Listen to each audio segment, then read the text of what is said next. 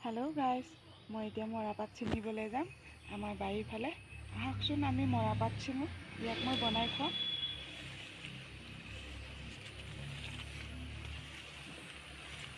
এয়া হৈছে আমাৰ মৰাপাট, ঘৰৰে হয়, খাবলৈ খুব টেষ্টি হ'ব।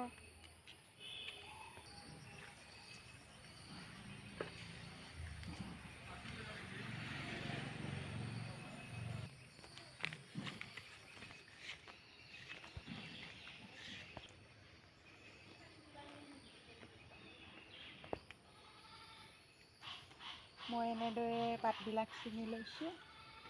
ইয়াক ভালদৰে ধুম আৰু গাখীৰ দি ইয়াকে বইল বনাম। বন্ধু বান্ধৱীসকল, মই এনেদৰে দুটা মৰাপাট এনেদৰে লৈছোঁ। তাক এনেদৰে মই বান্ধি দিম।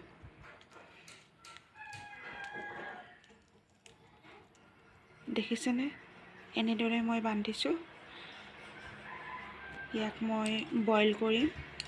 বন্ধু বান্ধৱীসকল, মই এনেদৰে মৰাপাট বান্ধি লৈছোঁ। আপোনালোকেও এনেদৰে খায়নে জনাবচোন বাৰু। খুবেই ভাল লগা ৰেচিপি এটা। দেখিবলৈ কিমান ধুনীয়া লাগিছে হয়নে বাৰু? আপোনালোকে এইটো কেনেদৰে খায় জনাবচোন। মই হ'লে এনেদৰেই খাওঁ। ইয়াত কোনো ধৰণৰ মছলা পাতি ব্যৱহাৰ নকৰোঁ। বন্ধু বান্ধৱীসকল, মই এনেদৰে মৰাপাট ভাজিছোঁ। এইখিনি মই বইল কৰি বনাম।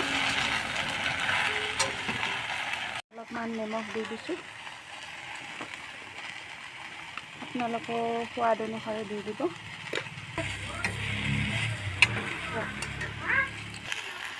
ইয়াত মই অলপমান ক'লা খাৰ প্ৰয়োগ কৰিছোঁ,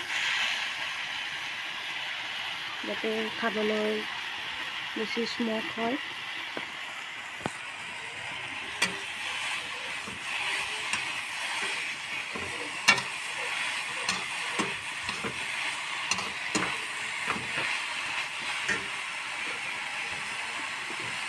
এতিয়া মই পানী অলপ দি দিছোঁ।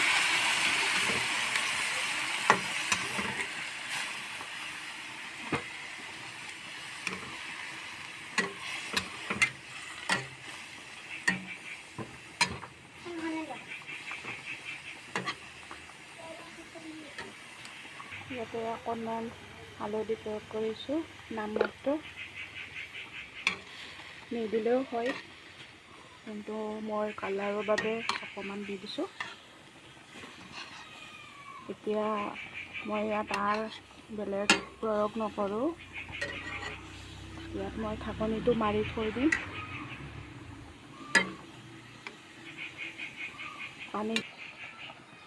মই ইয়াতে ঢাকনিখন দি দিছোঁ অলপ সময়ৰ বাবে। এয়া মই ঢাকনিটো গুচাই দিছোঁ।